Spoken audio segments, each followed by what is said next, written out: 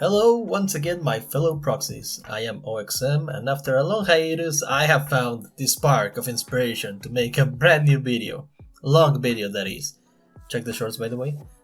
I don't want to make promises like in the past, but this time I think I've cracked the mystery of why my inspiration bursts leave me completely burnt out afterwards. I've decided to prioritize ideas I like and want to make instead of following just popular topics. My audience will find me eventually, no need to rush, so today we discuss one of those topics I want to make. So, in the world of Zenless Zone Zero, we can find many intriguing stories, complex characters, and an ever-growing world and lore. If you play this wonderful game, you know of all the characters, their role, backstory, and personality. But all these characters have something in common. They belong to a certain team or faction that both directs their role in the overall story and gameplay synergies. So based on that concept, today I want to make a ranking of all the current playable character factions from strongest to weakest based on story. Fair disclaimer, speculation will come sometimes into play if the information is scarce, but you can leave your own opinion in the comments as well. Okay, let's go. Let's begin with the first faction we get introduced to in the game, the Cunning Hares, made up by Nicole, Anby, Billy Kid, and Necomata. This ragtag group of Hollow Raiders are part of the same odd job agency. Their leader, Nicole, is very experienced in the ways of intel gathering and negotiating. While she can hold herself in a fight, the role of attackers go to Anby and Billy, one being presumably an ex-soldier and the other a surprisingly mysterious character, being an ancient automaton with upgrade capabilities. Last we got Necomata. While also being a cat Tyran, a type of human and animal hybrid, she has a dubious background, working both as a thief and assassin. Overall, the Cunning Hares are very well balanced. Having brains and brawn make them a very good standard. While they are a bit goofy and can sometimes mess up due to a surprising external force, they have a decent amount of experience and courage, which has helped them. They have stood their ground in face of overwhelming odds, willing to throw hands with both Victoria Housekeeping and Section 6, two very powerful factions which we will see later. So, I want to put the Cunning Hares in the kind of middle or baseline of the chart. While they have weaknesses, they still stand as a notorious faction in the Hollow Raider tier of the world, and they are like a good baseline of what we will see next. Okay, next let's see the weirdest faction. Belobog Industries, a construction company, wasn't on my bucket list when I first saw this game, but they are playable and so far we have Coleda, Grace, Ben, and Anton. Since we are merely considering playable characters, their smart machinery is not on the picture. All members of this faction have a high ether aptitude, which makes them better at fighting ethereals than normal humans.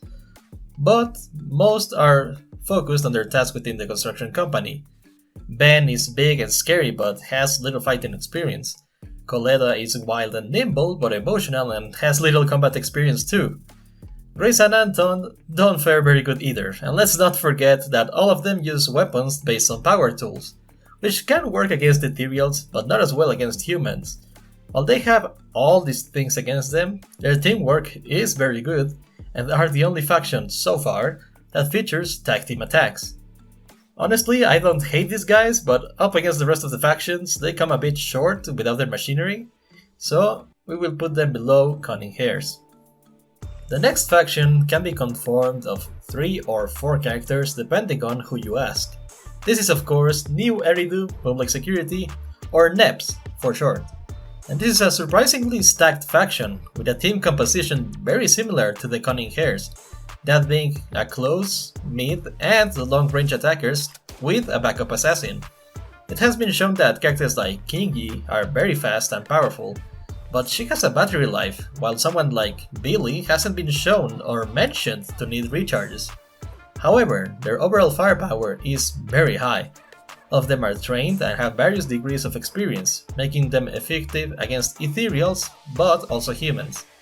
I will say that their tactics are a bit better than Cunning Hares, because humans have more intelligence while ethereals are physically stronger, thus making the specialization of both factions different while using a similar combination of roles.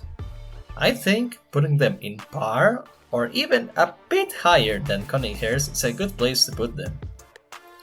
Now we enter what I believe are the big three combat factions: Sons of Calydon, Victoria Housekeeping, and Section 6. Let's begin with the Sons of Calydon, a biker gang in the outer ring of New Eridu, responsible for keeping the order in a lawless land filled with bandits and many hollows.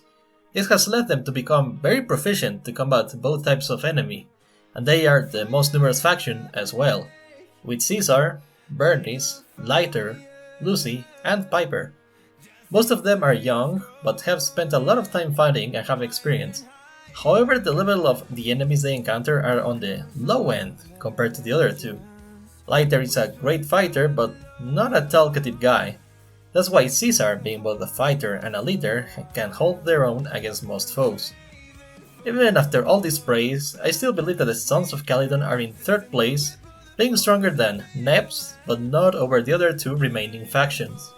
I sound like a broken record here, but I would put Victoria Housekeeping on par or a bit higher than Sons of Calydon. They are a very mysterious faction, but their skill has been proven, not only in battle, but also on intelligence gathering.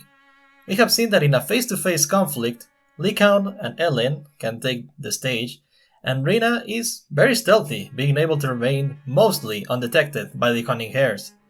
Corinne, while small, she can still deal a bunch of damage with that big ass saw she has, and let's say that she can also act undercover because she looks very inoffensive.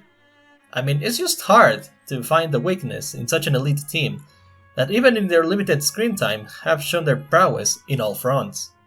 Finally, to probably nobody's surprise, in current story progression, Section 6 is the strongest faction. Most characters acknowledge and respect both their skill and authority over numerous cases. They have a lot of government support and are the only known faction to engage in combat with the behemoth ethereals that live in Hollow Zero. Miyabi, Yanagi, Harumasa, and Sokaku have proven to be the top dogs when it comes to fighting. In the latest story, we see that not even the Cunning Hares are sure that they can hold them back for enough time to let the player character escape. Even if Billy was a former member of the Sons of Calydon and said to be par with Lighter when serious, this statement and still thinking they can hold Section 6 in a fair fight with equal numbers show that they don't only deal with powerful ethereals but also human enemies on the level of the other factions. So, with all of this said, the scariest school student council sits on top of the leaderboard.